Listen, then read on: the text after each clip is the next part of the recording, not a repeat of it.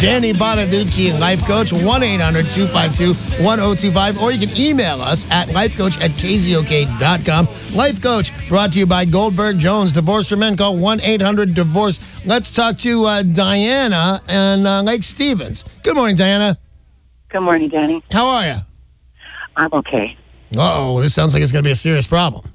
It's very serious. All right, you tell me and I'll see what I can do. I found my man of over 20 years in bed with my daughter. Okay, that's really serious, since you said that might be serious. Are you married to that man? Legally, no. All right, how long have you been with him? Over 20 years. And how old is your daughter? She was 24 when I caught him. How long ago did you catch them? A year ago. A year ago. So what have you done over the course of the last year? You found your longtime boyfriend in bed with your 23-year-old daughter. What have you done?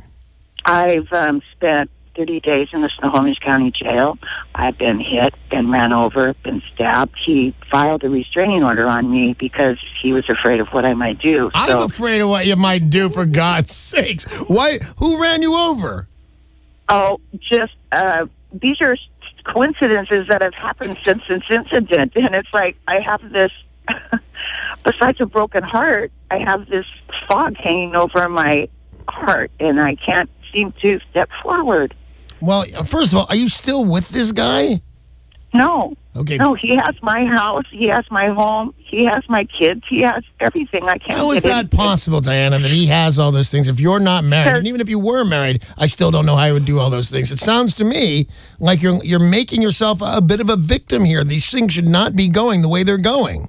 Well, when a person files a restraining order on you, that's a very serious situation. We've never fought. We've never hit. We've never been in trouble. I'm not a person Where does the restraining order go? Where does it say you cannot be? It says I cannot be within 100 yards from my house. Or your house? You have a restraining order that locks you out of your own house? Together we bought the house. So legally, everything. So in our house we bought together. Yes, I can't go back to the house. I haven't been able to get any of my things. And I live on, in the street. When does the restraining order expire?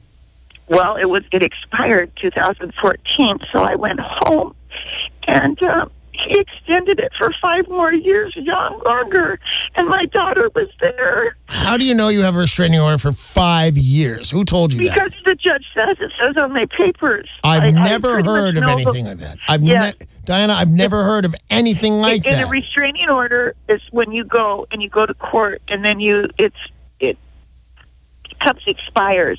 Okay, that person has the right to go to the court and extend that restraining order. If you've called or texted him, which I did text him, he can extend it for 5 more years. And that's the truth. Otherwise, I believe you, but here's what I think you do, because there's all sorts of things I could say about this guy, and even more things I could say about your daughter, but I'm going to have to say it starts with you. Your life sounds like it is unraveling all around you, and I think before you do anything about your daughter, the man, or the restraining order, you need to get your life together. It's spinning out of control. I can feel it. I've been shot. I've been stabbed. I got a restraining order. Man, that doesn't happen to just everybody. Diana, your parts of you are begging for that kind of attention. I think it's awful what this man has done in your life. I think your daughter should be ashamed of herself, but I think all these things are happening in a life that has spun out of control. So the first thing I'm going to tell you to do as your life coach, because I love you, is you've got to get it together personally. These kind of outlandish things don't happen one after another, because bad things can happen to really good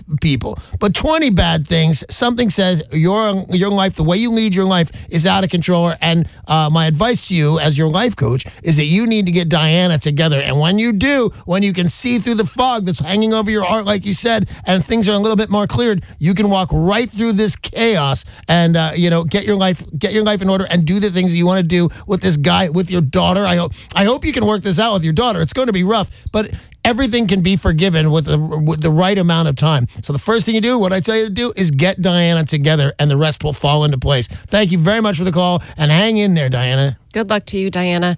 James on Joint Base Lewis McCord. You're on next with Danny Bonaduce, life coach. James, what's up, my brother? Hey, James. Hey, I thought my ex-wife was pretty unique, but listening to Diana, nah, not so much. Yeah, I'll tell you, it puts some things in perspective, doesn't it, James? Yeah. Hey, so my question is she kind of raped me in court because I hired a horrible, horrible attorney out of Lakewood.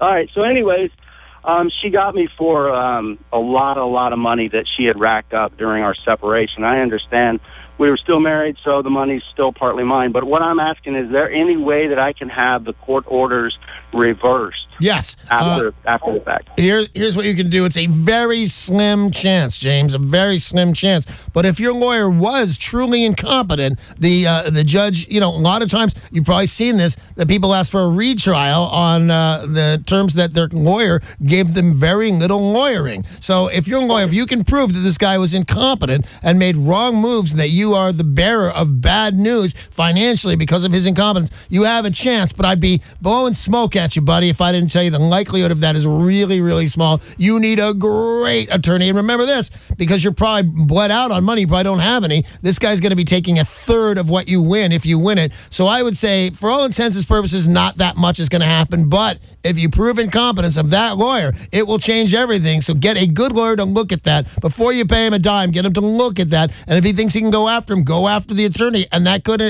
resolve all other things. But again, work hard and the chance is small, buddy. Thanks.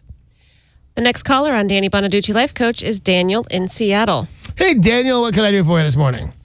Well, my wife has cheated on me in the past. Yeah. And I kept her. And I was wondering, because now I'm diagnosed with stage 4 cancer. Where's the cancer located? It's in my left lung. Oh, geez, that is super rough, man. And it's in my colon, and it's on my adrenal gland, on my kidney, All right. and it's in my brain. All right.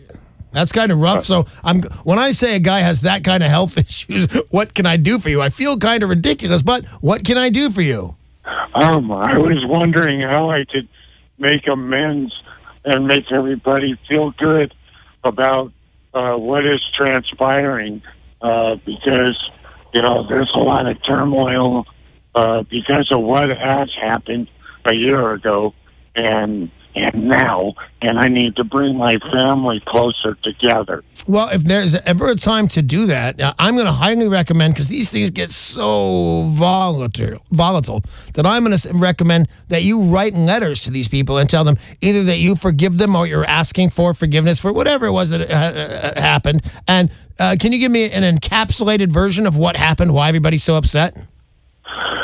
Well, because me and my wife, when we raised our kids together, we weren't the greatest parents. I mean, you know what? If you look at it, buddy, who is the greatest parents? I look at that a lot. I love my kids. We're getting along great, but I often kind of go, oh, if I'd have just done this, oh, if I just hadn't have been drunk, oh, man. But they're going to turn out, they're going to be all right. It was shaky for a while, but they're going to be all right. They're going to grow up and do the right thing, man.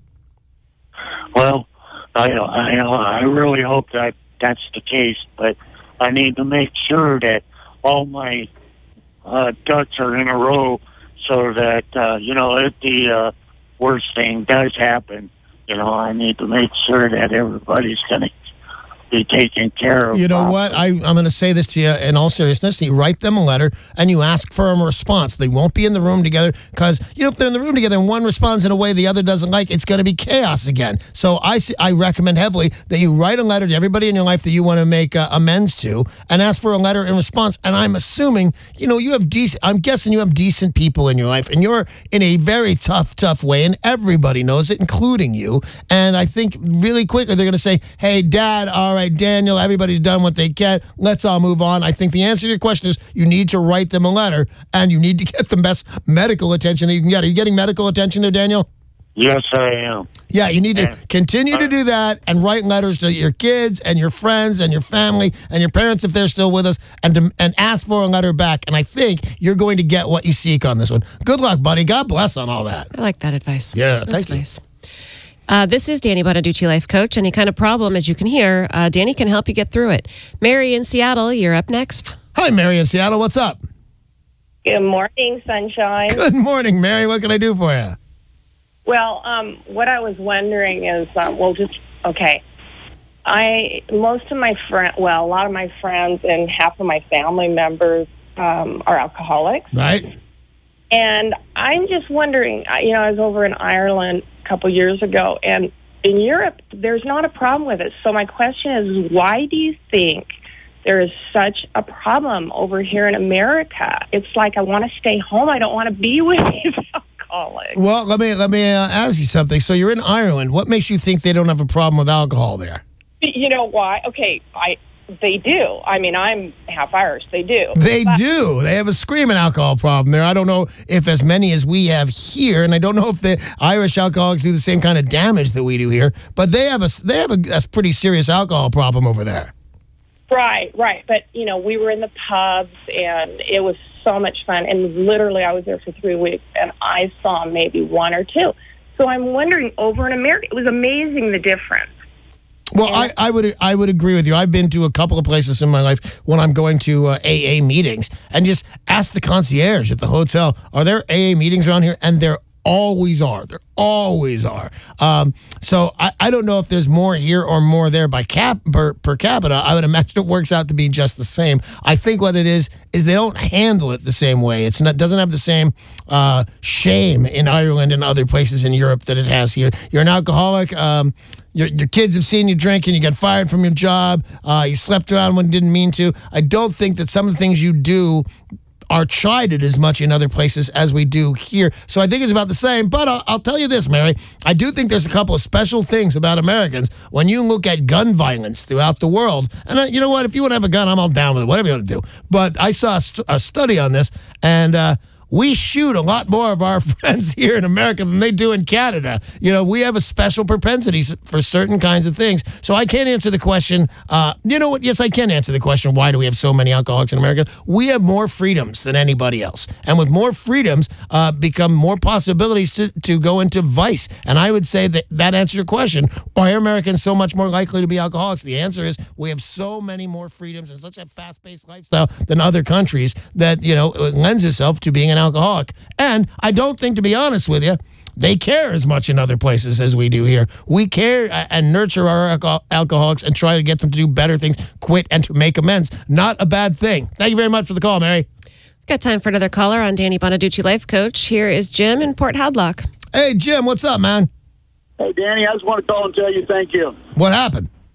I called you last Monday about my dad's memorial service and my family being idiots. I do. I remember your call, Jim. Well, I followed your advice, and I pretty much told him, you know what, you're not welcome, don't show up. We ain't putting up with the bullshit. And, it's amazing how they came around. Yeah, see that? You say, here's what it's going to be. That's what you told him to sit, Yep. just to talk. Here's what it's going to be. Here's the way it's going to go. You got enough freeloading on Jim, and I'm not going to have any more. And I thought they would fall in line, and they did. Well, thank you very much for reminding me. I always like to hear when it's gone our way. Right, and that was a terrible story. If somebody's having a funeral, put aside your differences and your problems and go pay respects. That's what I was telling the caller who's in terrible health situation, that, class them, give them a chance to do the classy thing, and most people will do it. Yeah. Hey, that's all the time we have for the last call, by the way. Just to say that Life Coach was brought to you by Goldberg Jones Divorce for Men. Call 1-800-DIVORCE.